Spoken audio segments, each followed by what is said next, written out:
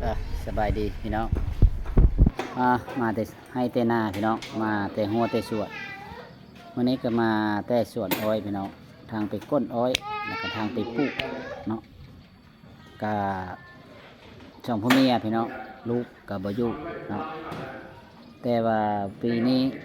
อ้อยกับปลูกประมาณ8 ไร่นาอีกพี่น้อง2 บ่อนอ้อย3 บ่อนจัดเข้ามาอยู่2 บ่อนเนาะมันสิรักษาได้จังสันว่าสองพ่อเมียพี่น้องสองพ่อเมียเนี่ยก็บืนเนาะเพื่อเนี่ยก็เพื่อยากตัวเองนี่แหละพี่น้องแต่ว่าไผ่ผู้ฮู้ก็ไผ่ก็สิฮู้แหละว่าเรื่องการเฮ็ดเวียกเนาะการที่ว่าเฮ็ดเวียกการที่ว่าปลูกอ้อยปลูกหั่นปลูกนี่ทุกคนสิฮู้ว่ายากสำใดนักสำใดเนาะแล้วก็ใช้เงินหลายบ่ก็บ่ใช้หลายใช้เงินบ่ใช้บ่เงินใช้พี่น้องเนาะแต่ว่าในไรก็ยากพี่น้องอดมื้ออื่นแล้วปลูกอ้อยแต่สิปลูกเลาะไม้ประมาณอีก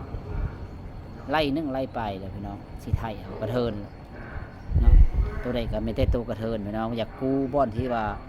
มันเป็น3 บ่อนเนาะบ่อนนึงประมาณไร่นึงนี่แหละแล้วอยากกู้มาใส่ตัวบ่อน8 ไร่นี้เนาะแต่ว่า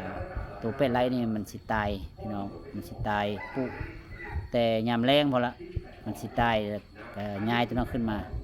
ย้ายก็ย้ายส่งพ่อเมียเฮ็ดก็ส่งพ่อเมียพี่น้องก็บ่มีลูกเต้าไปไสลูกเต้าก็ไปทำงานพี่น้องเลยไปทำงานไปทำไผทำมันเลยพี่น้องลูกสายล่าก็ไปทำงาน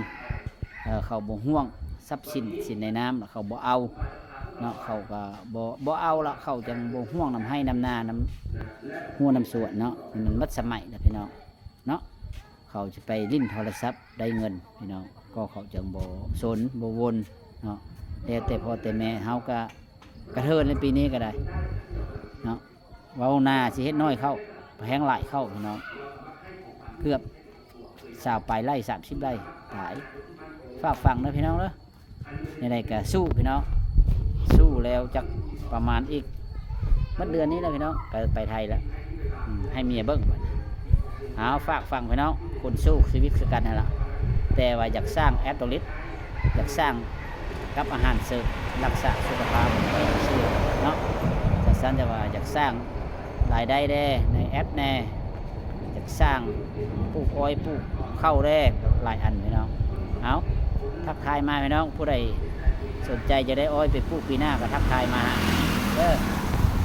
อ้าวสบายดีพี่น้อง